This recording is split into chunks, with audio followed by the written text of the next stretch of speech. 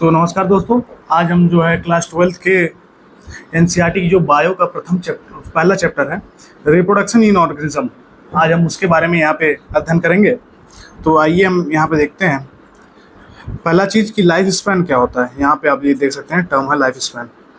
तो जो पीरियड होता है बर्थ से लेकर नेचुरल डेथ तक, मतलब आकस्मिक डेथ नहीं, जो नेचुरल डेथ होता है वहाँ तक के जो टाइम पीरियड होता है किसी भी ऑर्गेनिज्म का, उसको लाइफ स्पैन बोलते हैं। यहाँ पे आप देख सकते हैं।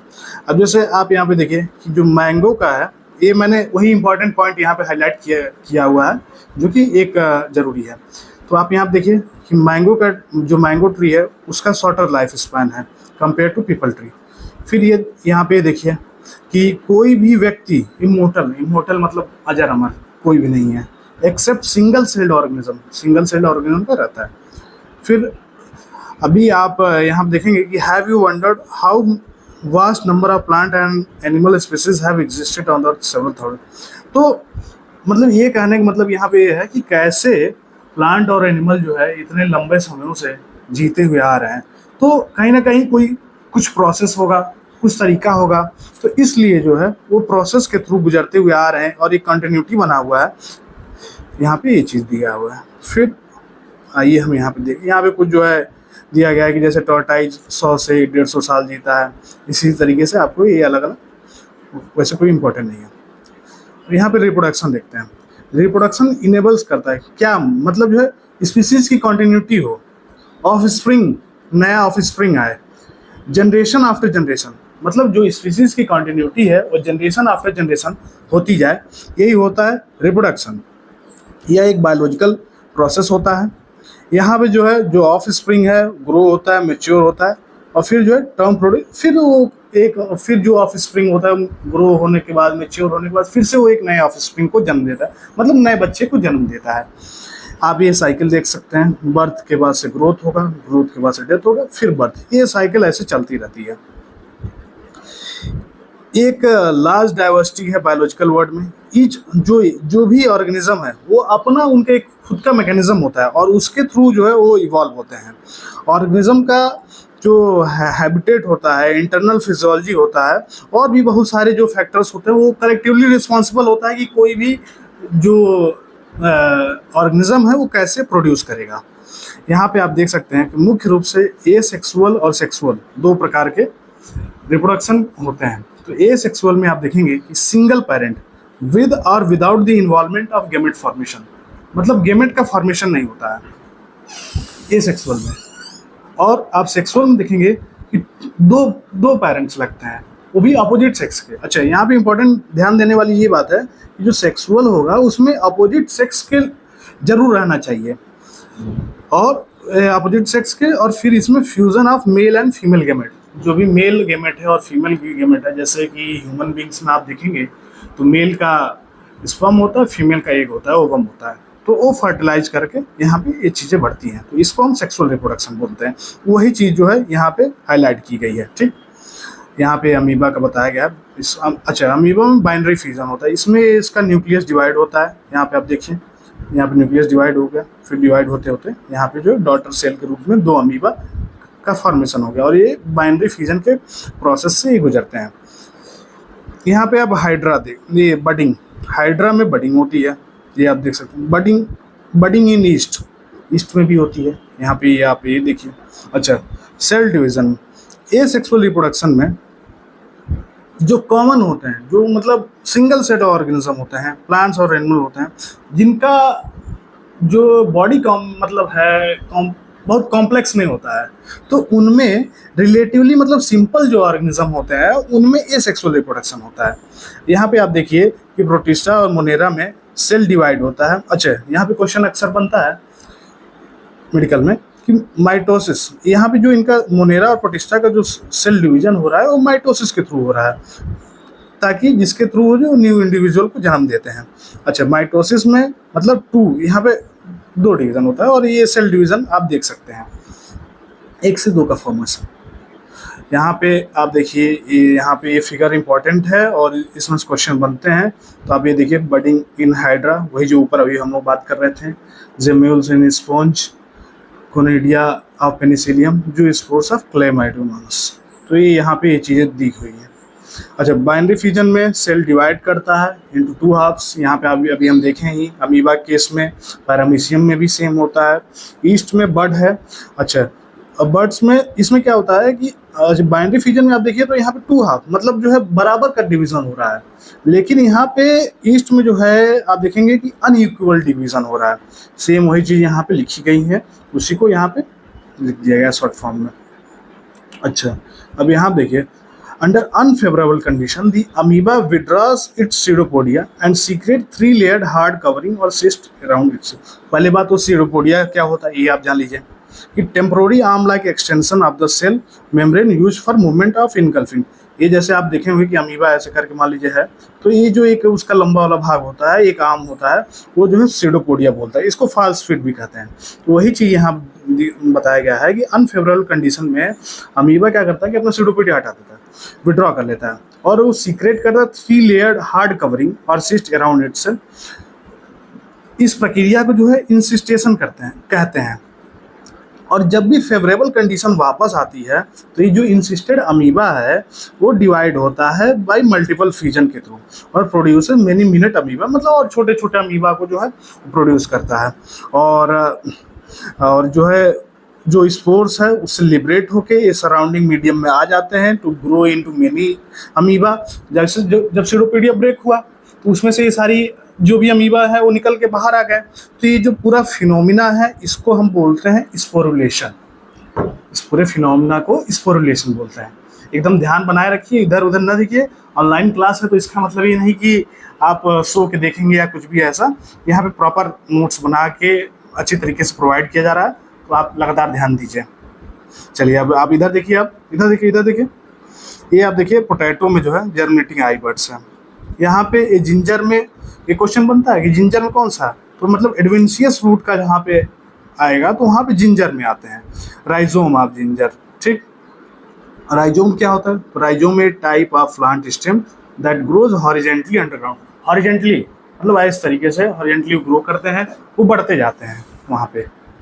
फिर यहाँ पे आप देखिए बल्बिलिनेगिव, ब्रायोफाइलम, यहाँ पे ब्रायोफाइलम में एडवेंशियस रूट होता है, ये आप देख ही सकते हैं। यहाँ पे ये सारी चीज़ें यहाँ पे लिखी हुई हैं। फिर जो वाटर हाइसिंथ एक इन्वेसिव स्पीसीज है, इसमें जो ऑफसेट है इसका ये भी बढ़ता है वेजिटेटिव प्रोपगेशन के through.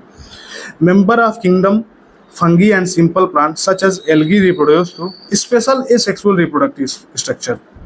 The most common of these structure are zoospores that usually microscopic motile structure। जो यहाँ पे अभी हम जो है zoospores की बात की है, ये जो है माइक्रोस्कोपिक होते हैं और बहुत मोटाइल मतलब कि गतिमान होते हैं। और जो other common asexual reproductive structure है जैसे कोनिडियम पेनिसिलियम है, बर्ड्स में हाइड्रा है, जेम्यूल्स स्पॉन्ज है, ये हम लोग देख ही चुके हैं। अभी यहाँ पे देखिए कि वेजिटेटिव प्रोपगेशन है, जैसे इसमें रनर, राइजोम, सकर, ट्यूबर मतलब ट्यूबर कोन में होता है, ट्यूबर, ऑफसेट, बल्ब मतलब प्याज, ये जो है कैपेबल होते हैं giving rise to new offspring. एक नए संतति को देने के लिए कैपेबल होते हैं। और ये जो भी स्ट्रक्चर हैं ये सभी जो है वेजिटेटिव प्रोपग्यूल्स कहलाते हैं। अच्छा, अब यहाँ पे हम देखिए obviously since the formation of these structures does not involve two parents, the process involved is asexual। अब वेजिटेटिव प्रोपगेशन में 2 पेरेंट्स का तो इन्वॉल्वमेंट हो नहीं रहा है, इसलिए जो है ये पूरी प्रक्रिया एसेक्सुअल हुई।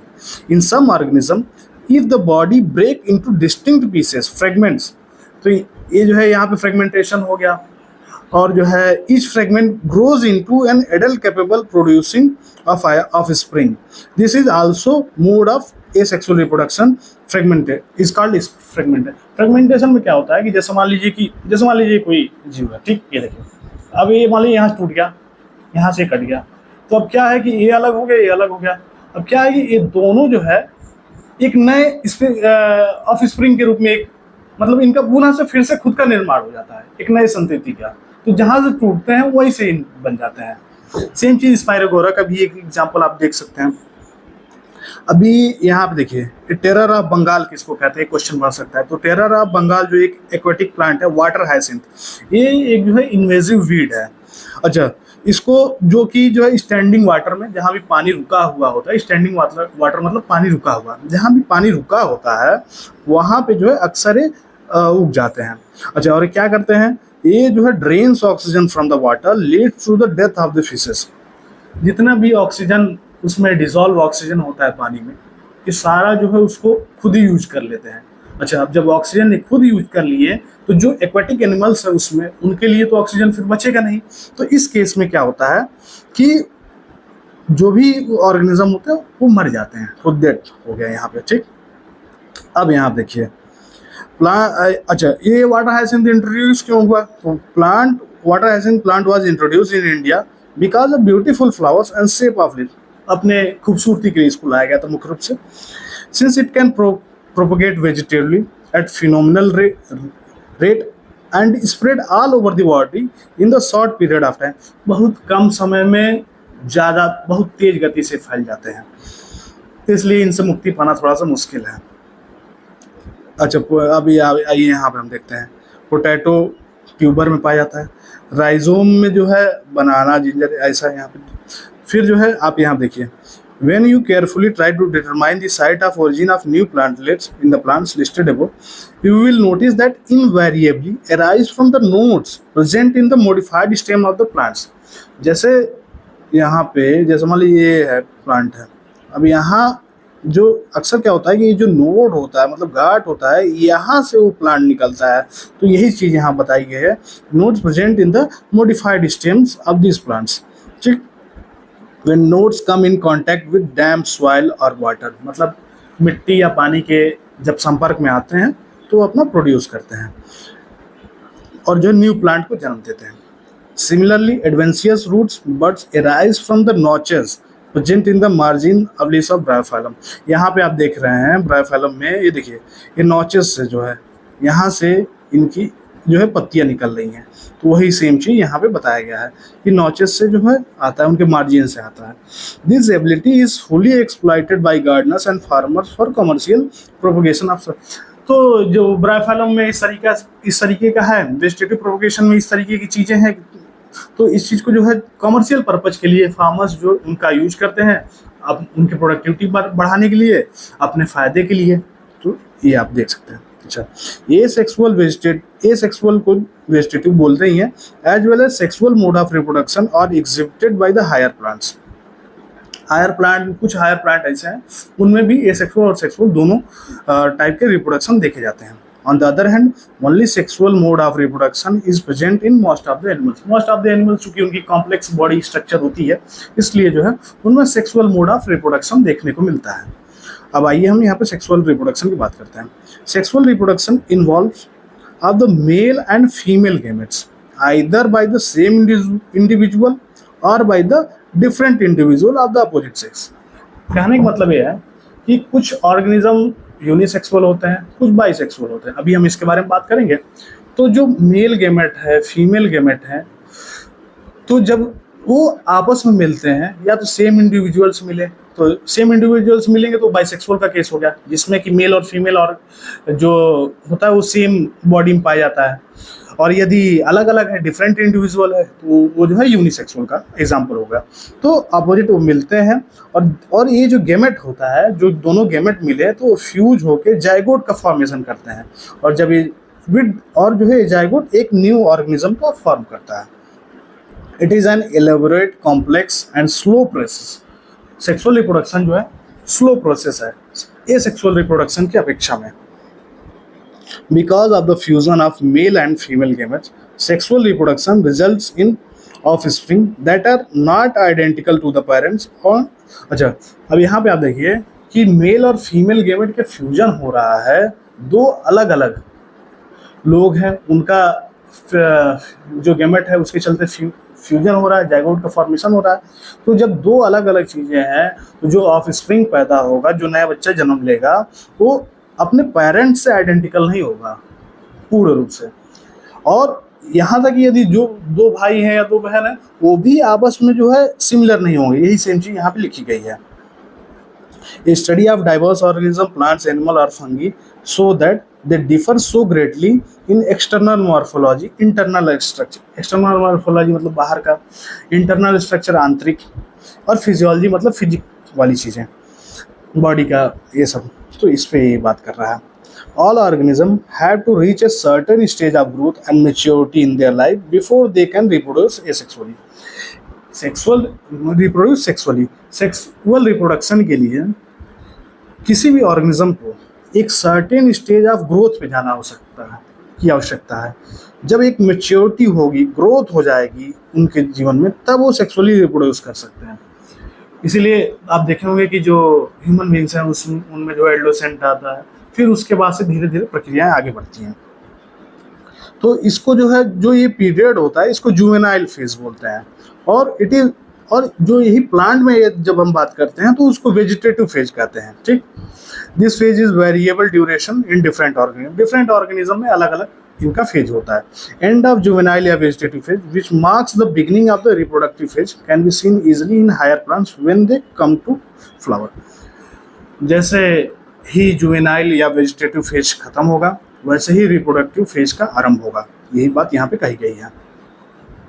Plants the annual and the biennial types. Annual मतलब साल में एक बार, बाइनेनियल मतलब साल में दो बार। So clear cut vegetative, reproductive and senescent phase.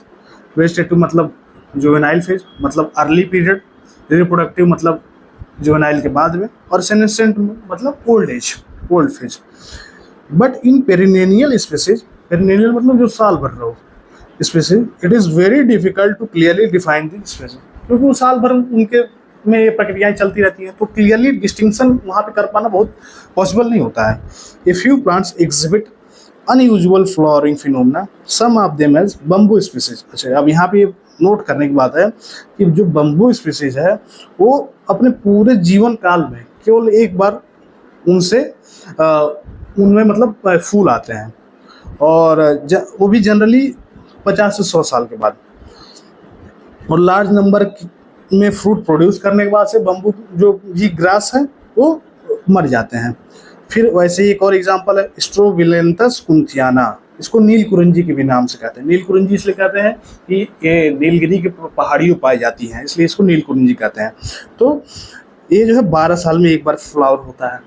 मुख्य रूप से एक कर्नाटका, केरला के हिली एरिया में, तमिलनाडु को, वही नीलगिरी जो एरिया है, नीलगिरी पर्वत जो है, वहाँ पे इनका फ्लावरिंग होता है। In animals the juvenile phase is followed by morphological physiological change prior to active reproduction behaviour. वही जो हमने अभी आगे बात किया, सेम चीज।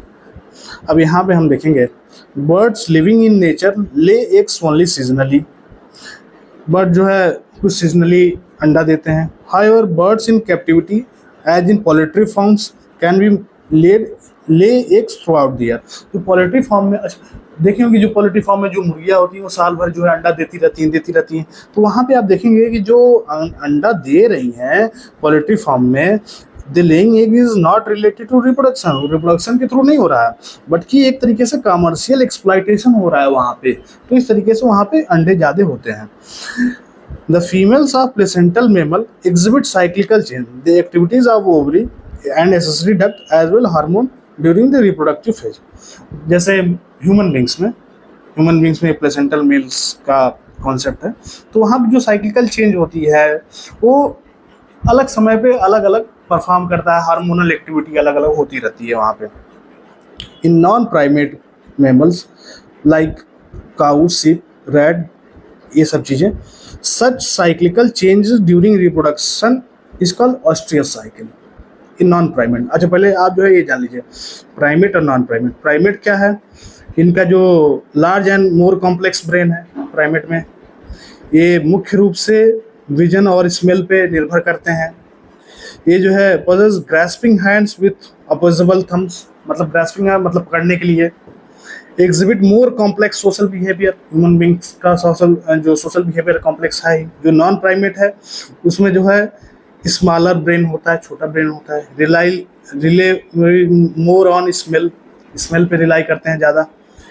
और जो उनके लिम्ब होते हैं adopted for locomotion rather than grasping. Locomotion मतलब जो है चलने फिरने के लिए। तो जो नॉन प्राइमेट में होता है जो रिप्रोडक्टिव गतिविधि उसको ओस्ट्रस साइकिल बोलते हैं, और जो प्राइमेट में होता है उसको मेंस्ट्रुअल साइकिल बोलते हैं। ये चीज़ यहाँ पे लिखा हुआ है। और जो many animal specially those living in natural wild condition exhibit such cycle only during favourable condition in their reproductive phase and therefore they are called seasonal. मतलब किसी पर्टिकुलर सीजन में वो ब्रीड कर रहे हैं तो वो सीजनल ब्रीडर होते हैं। जैसे कि कुछ जानवर ऐसे होते हैं जो ठंडी के दिनों में ही ब्रीड करते हैं, उनके बच्चे पैदा होते हैं, तो वैसे उनको जो है सीजनल ब्रीडर बोलते हैं। Other mammals reproductive actively throughout their reproductive phase and hence called continuous breeder. जो पूरे अपने उनका जो रिप्रोडक्टिव फेज है तब तक वो रिप्रोडक्शन करते हैं, तो उनको जो है कंटिन्यूअस ब्रीडर बोलते हैं यहाँ पे। अब आइए यहाँ आप देखते हैं The end of reproductive phase can be considered one of the parameter of senescence और old age। मतलब वही कि जैसे रिप्रोडक्टिव फेज खत्म होगा तो ओल्ड एज आएगा। और यहाँ पे there are concomitant change in the body like slowing of the metabolism। Metabolism धीरा होगा, क्योंकि बॉडी ओल्ड होगी तो मेटाबॉलिज्म धीरा होना ही है। During the last phase of life span both plants and animal hormones are responsible for transition between the three phases. Three phases मतलब juvenile phase, फिर जो है आपका रिप्रोडक्टिव फेज, फिर सेनेसेंट फेज। ये जो भी चेंज होता है बॉडी में, इसके लिए जो हार्मोन्स ही हैं वही रिस्पॉन्सिबल होते हैं इस चीज़ के लिए। Interaction between hormones and certain environmental factors regulate the reproductive process and associated behaviour expression of organism. ये है। फिर जो है इवेंट्स इन सेक्सुअल रिप्रोडक्शन। अच्छा, जो सेक्सुअल रिप्रोडक्शन है वो एक तरीके से कॉम्प्लेक्स है, अभी हमने जाना। यहाँ पे फ्यूजन होता है दो गेमेट्स का, फ्यूजन होगा तो फर्टिलाइजेशन होगा, फॉर्मेशन ऑफ जाइगोट होगा, और फिर एम्ब्रायोजेनेसिस होगा। तो इसको मुख्य रूप से तीन अलग अलग ग्रुपों में इसको रखा गया है, जिसमें प्री फर्टिलाइजेशन, फिर फर्टिलाइजेशन, फिर पोस्ट फर्टिलाइजेशन इवेंट के रूप में रखा गया है। प्री फर्टिलाइजेशन इवेंट में हम देखेंगे तो इसमें जो है this includes all the events of sexual reproduction prior to the fusion of gamete. The two main pre-fertilization event are gametogenesis and gamete transfer। Gametogenesis और गैमेट ट्रांसफर इसमें होता है प्री फर्टिलाइजेशन में। आइए गैमेटोजेनेसिस को देखते हैं। इसको कहते हैं process of formation of the two types of gametes, male और फीमेल गैमेट्स और हैप्लॉइड सेल। आपको ये ध्यान रखना पड़ेगा कि जो भी गैमेट्स होते हैं, चूंकि मेल है या फीमेल है तो एक गैमेट वहाँ पे फॉर्म होगा, उसको गैमेटोजेनेसिस बोलते हैं। और जो एक जो है गैमेट फॉर्म हुआ तो वो एन के फॉर्म में ही रहेगा, चूंकि सिंगल है तो वहाँ पे एन हो गया। इसी को हैप्लॉइड भी बोलते हैं। और वहीं अगर जब वो कंबाइन हो जाते हैं तो 2n हो जाता है, तो उसको डिप्लॉइड बोलते हैं। तो यहाँ पे गैमेटोजेनेसिस हो गया, तो गैमेट और हैप्लॉइड सेल यहाँ पे। अच्छा, टाइप्स ऑफ गैमेट देखिए, यहाँ पे आइसोगैमेट्स मतलब सेम, और फिर जो हेट्रोगैमेट्स, ए भी चीज यहाँ ध्यान देना पड़ेगा। ये इसमें से क्वेश्चन आ जाते हैं कि आइसोगैमेट जो है क्लेडोफोरा एक एल्गा है, तो ये एग्जाम्पल दे के पूछ सकता है कि हाँ इसमें क्या होता है, आइसोगैमेट है, हेट्रोगैमेट्स क्या है। फिर जो है हेट्रोगैमेट्स ऑफ फ्यूकस, ये भी सेम चीज ऐसे हो गया। फिर हेट्रोगैमेट्स ऑफ होमे, ये तो आपको पता ही है कि दो अलग अलग लोग मिलते हैं, एक मेल में स्पर्म और जो है उनमें ओवम, फिर इस तरीके से फर्टिलाइजेशन होता है। हेट्रोगैमेट्स में जो है need to focus that gamete on fungus in heterogametes, ठीक वही सेम चीज बात हुई। Two gametes in some algae, two gametes are so similar in appearance that it is not possible to categorize in them। अब जो है जो दोनों गेमेट हैं इतना सिमिलर दिखते हैं कि उसमें आप डिफरेंस कर ही नहीं सकते हैं कि कौन अलग है कौन क्या है, तो इसीलिए जो उसको आइसोगैमेट्स या होमोगैमेट्स के नाम से बोलते हैं। फिर however in majority of sexual reproducing organism the gametes produce are of two morphological distinct types heterogametes. अब इसमें जो है आप देखिए यहाँ पे मैंने बना दिया है सीधे सीधे इसमें। अच्छा, ये पूरा जो है क्रक्स है वो यहाँ पे मैंने लिख दिया। ये जो भी यहाँ पे चीज़ें आप देख रहे हैं ये पूरा जो है यहाँ पे उस सबको जो है मैंने यहाँ पे लिख दिया है। तो ऐसे आप भी नोट्स बनाएंगे तो आपका भी काम हो जाएगा, ताकि एग्जाम टाइम में सीधे इसी को रिविजन करें। अब गेमेट्स में देखिए होमोगैमेट्स और आइसोगैमेट, इसमें पता है कि हाँ सेम टाइप के रहते हैं। हेट्रोगैमेट्स में अलग अलग दिखते हैं। अब इसमें देखिए मेल गैमेट और फीमेल गैमेट। मेल गैमेट में देखेंगे तो एंथ्रोजॉइड है, स्पर्म है, फीमेल में एग है, ओवम है। ठीक, यहाँ पे ये चीज वही चीज यहाँ पे बताई गई है। मेल गैमेट में एंथ्रोजॉइड है, स्पर्म, और फीमेल में एग और ओवम। ध्यान दीजिए इधर, वो जो है फोन सोते हुए मत देखिए। अब यहाँ पे देखा सारी चीजें नोट की गई है अलग से आप ही के लिए, ध्यान से देखिए इस चीज को। इधर देखिए बाइसेक्सुअल में बाइसेक्सुअल किसे कहते हैं?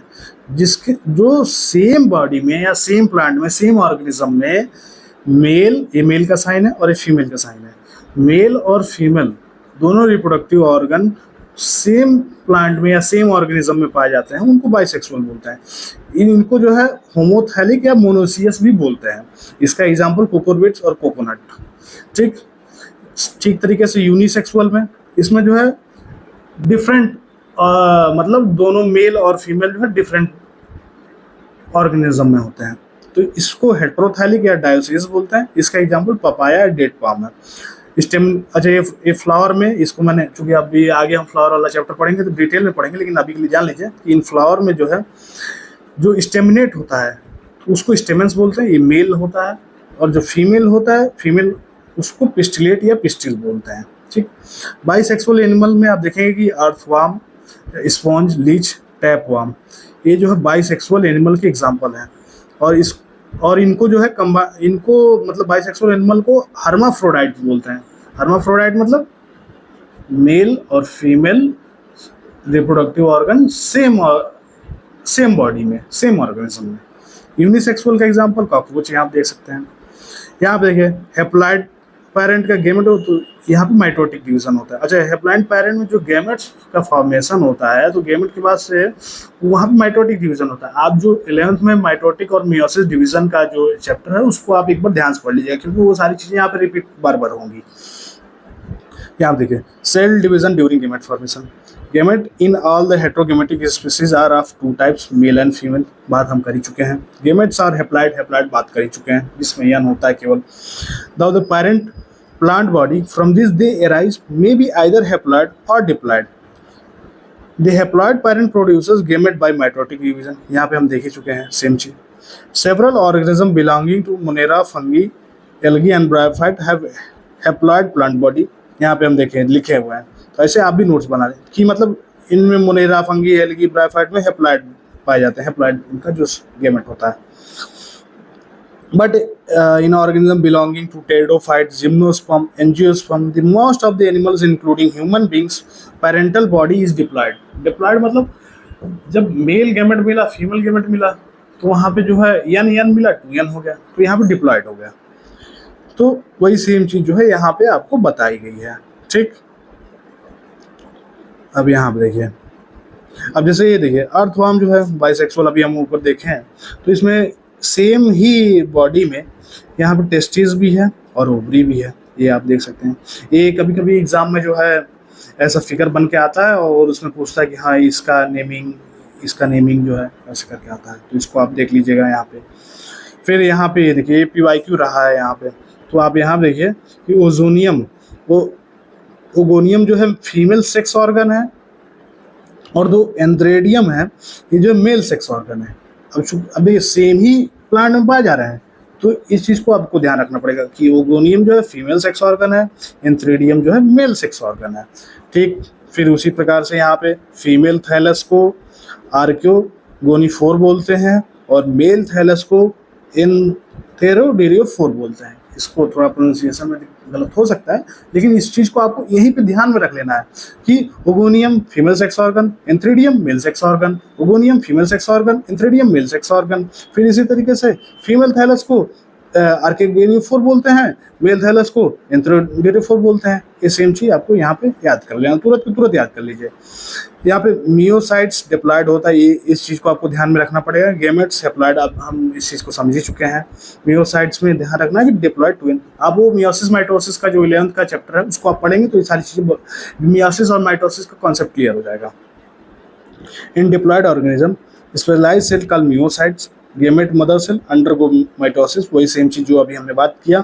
Eight the end of mitosis only one set of chromosome get incorporated into each gamete. अब ये आइए हम यहाँ पे देखते हैं gamete transfer after their formation, मतलब गेमेट का फॉर्मेशन हो गया, ठीक है। Male and female gamete must be physically brought together to facilitate fusion. अब गेमेट का फॉर्मेशन हो गया, अब जब तक वो आपस में मिलेंगे नहीं, दो गेमेट जो है मेल और फीमेल, तब तक फर्टिलाइजेशन होगा नहीं। तो यहाँ पे वही सेम बात कही गई है।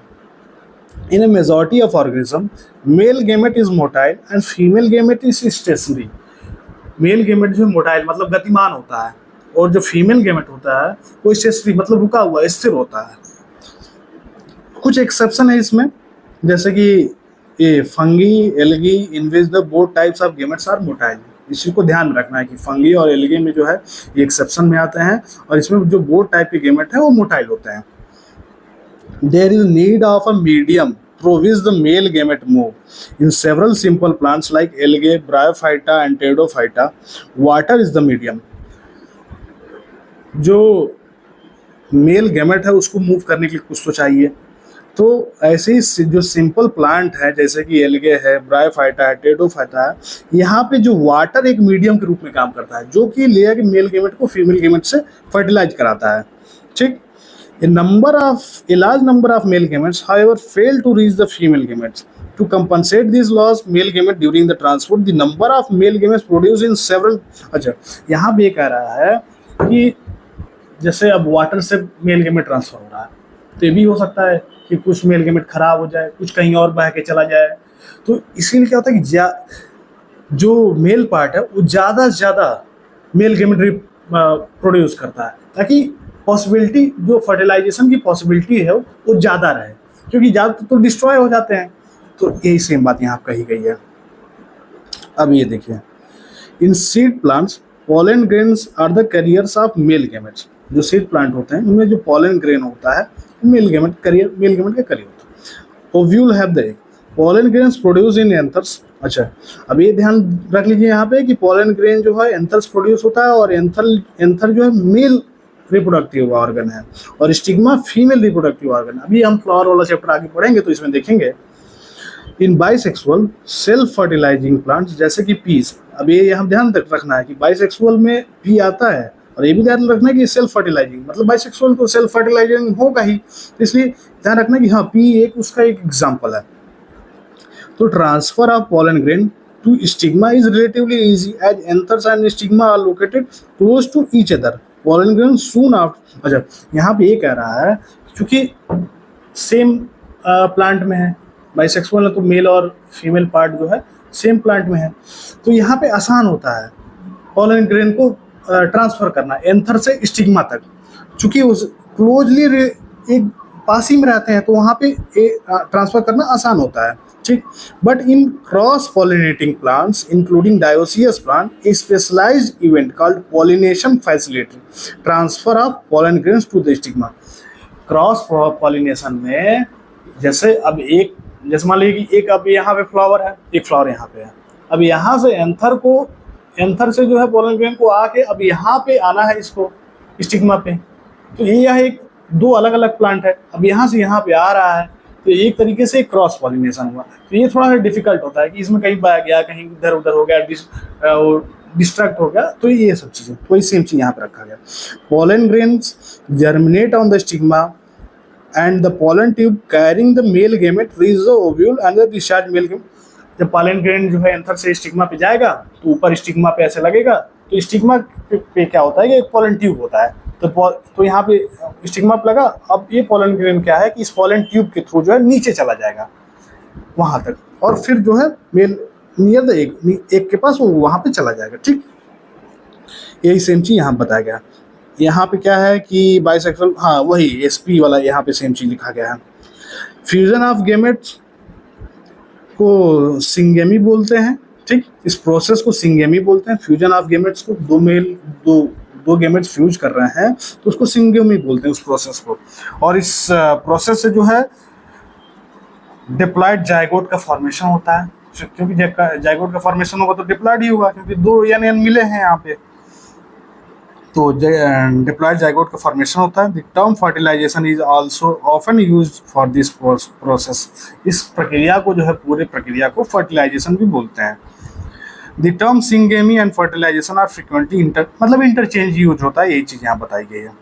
In some organisms like rotifers, honeybees, and even some lizards and bird turkey, the female gamete undergo development to form new organism without अच्छा, कुछ क्या है कि कुछ पौधों में या कुछ जो है ऑर्गेनिज्म में, जैसे कि यहाँ पे बर्ड्स बताया गया है, कुछ लिजर्ड्स बताया गया है, यहाँ पे जो फीमेल गेमेट है वो डेवलप नए ऑर्गेनिज्म के बनाने के प्रोसेस में डायरेक्ट इन्वॉल्व होता है, तो वो भी विदाउट फर्टिलाइजेशन, मतलब वहाँ फर्टिलाइजेशन हो ही नहीं रहा है। तो फर्टिलाइजेशन नहीं हो रहा है तो इस चीज़ को जो है पार्थेनोजेनेसिस बोलते हैं।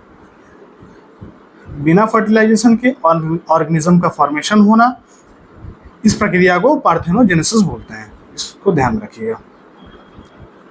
अब हाउ डज सिंगेमी अकर, कैसे फर्टिलाइजेशन होता है, इस चीज को आइए जाते हैं। In most aquatic organism such as majority of algae and fishes as well as amphibians syngamy occur in external medium.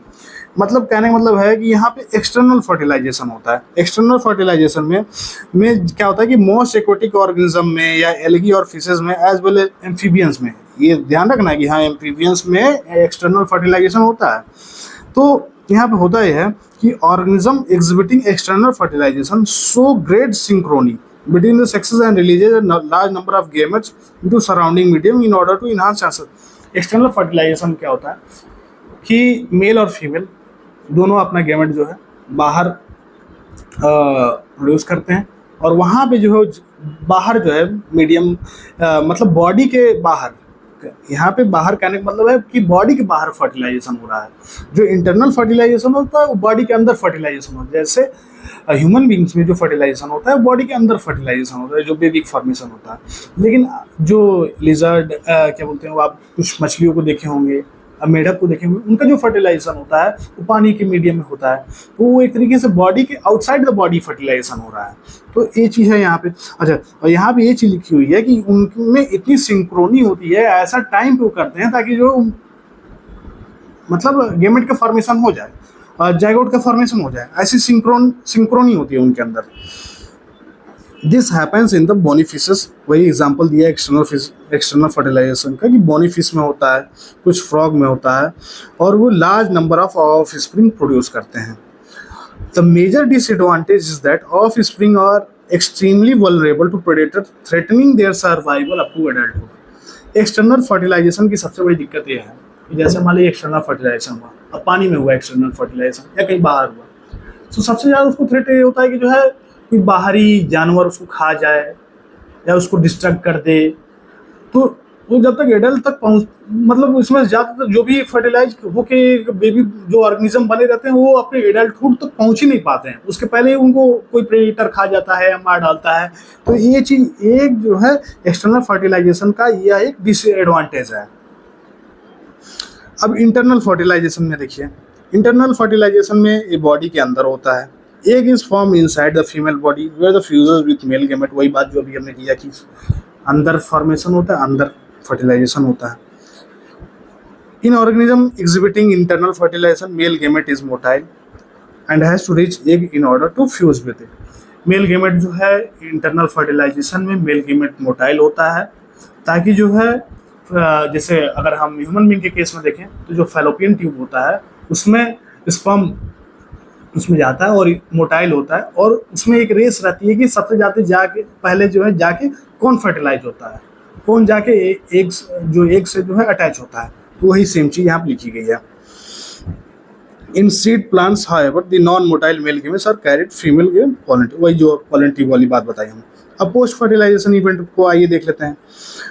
Zygote में formation of diploid zygote is universal in all sexual reproduction. Universal है भैया, diploid zygote तो formation होगा तो sexual reproduction में तो diploid ही होगा। In organism with external fertilisation zygote is formed in the external medium usually water, अभी हमने जैसे एग्जांपल दिया था। whereas those exhibiting internal fertilization zygote is formed inside the organism, अभी जो हमने बात की थी। further development of zygote depends on the type of life cycle of the organism and the environment it is exposed। जो भी zygote का formation होता है कि तो उसके लाइफ साइकिल पे या जहाँ पे फॉर्म हो रहा है तो वहाँ के इन्वायरमेंट कैसा है, इन सारी चीज़ों पे डिपेंड होता है।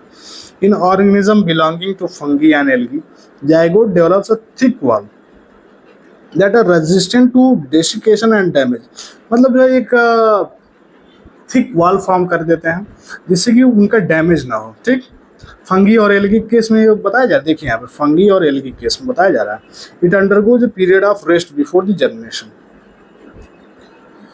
यहाँ पे देखिए ये रिप्लांटिक लाइफ साइकिल जो है zygote divide by meiosis to form haploid spore that grow haploid in number.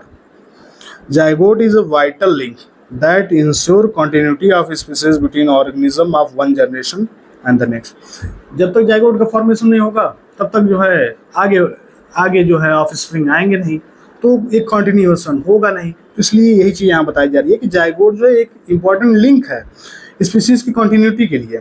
Every sexually reproducing organism including human being life as a single cell zygote.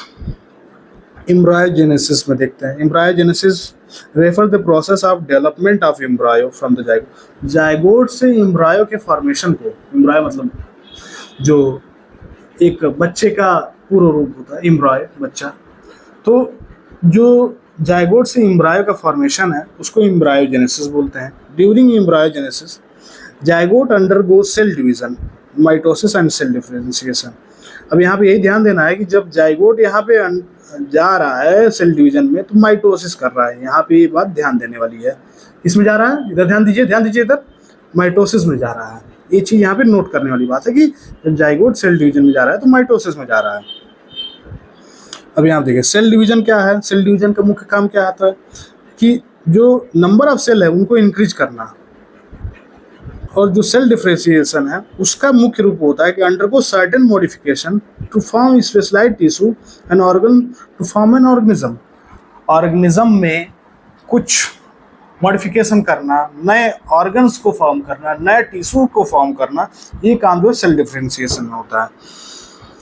यहाँ पे ओविपेरस और विविपेरस के बारे में बताया गया। जो यहाँ पे चीज़ें लिखी गई हैं, बताई गई, वो इसी को मैंने यहाँ पे लिख दिया है। ओविपेरस में डेवलपमेंट ऑफ जाइगोट होता है, take place outside the body of the female parent.